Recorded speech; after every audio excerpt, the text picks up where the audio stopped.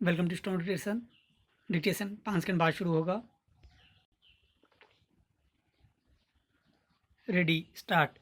जम्मू कश्मीर में चीन की मदद से अनुच्छेद 370 की वापसी का शरारत भरा सपना देखने वाले नेशनल कॉन्फ्रेंस के नेता फारूक अब्दुल्ला किस तरह कलह की राजनीति करने पर आमदा है, इसका पता उनके साथ साथ कुछ अन्य कश्मीरी नेताओं की ओर से तथाकथित गुपकार घोषणा पत्र का बेसुरा राग अलापने से चलता है। नेशनल कॉन्फ्रेंस और पीडीपी के अलावा 3 अन्य राजनीतिक दलों के हस्ताक्षर वाले इस घोषणा पत्र का उद्देश्य राज्य में 5 अगस्त 2019 से पहले वाली स्थिति बहाल करना है।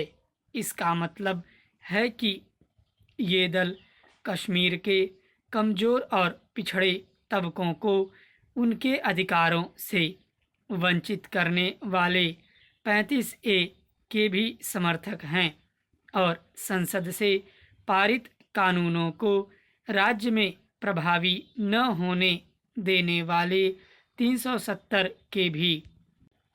आखिर भेदभाव को खुला संरक्षण देने वाले इन अनुच्छेदों की वापसी की मांग करने वाले कश्मीरियत, इंसानियत और जमहूरियत की बात किस मुंह से कर सकते हैं।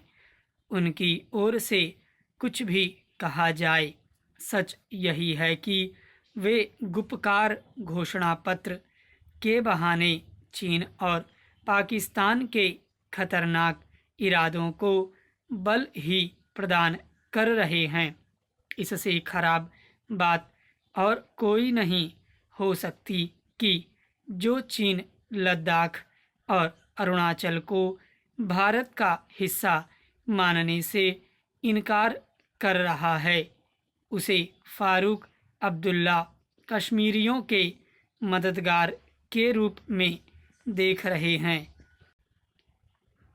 फारूक अब्दुल्ला ने चीन के घोर दमनकारी और विस्तारवादी रवैये से परिचित होते हुए भी जिस तरह उससे मदद की आस लगाई, वह राष्ट्रीय हितों पर आघात के अलावा और कुछ नहीं। उन्होंने अपने आपत्तिजनक बयान से राष्ट्रीय हितों को नुकसान पहुंचाने के साथ ही चीन एवं पाकिस्तान जैसे भारत के बैरी देशों का दुस्साहस बढ़ाने का काम किया है।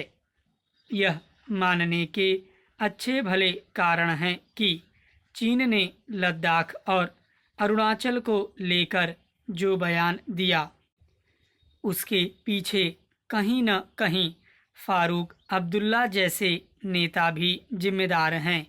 यह ठीक है कि भारत ने चीन को 2 टूक जवाब दे दिया, लेकिन इसी के साथ फारूक अब्दुल्ला जैसे नेताओं को भी जवाब देने की ज़रूरत है, जो जिस थाली में खाते हैं उसमें ही छेद करने वाली कहावत को चरितार्थ कर रहे हैं।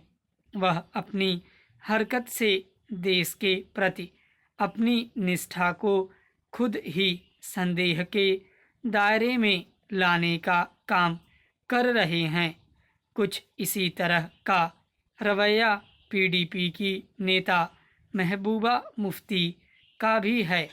यह आवश्यक ही नहीं, अनिवार्य है कि कश्मीर की जनता तक यह संदेश पहुंचाने में देर न की जाए कि फारूक अब्दुल्ला और महबूबा मुफ्ती जैसे उन्हें लूटने वाले नेता उनके हितों को फिर से दांव पर लगाने का काम कर रहे हैं।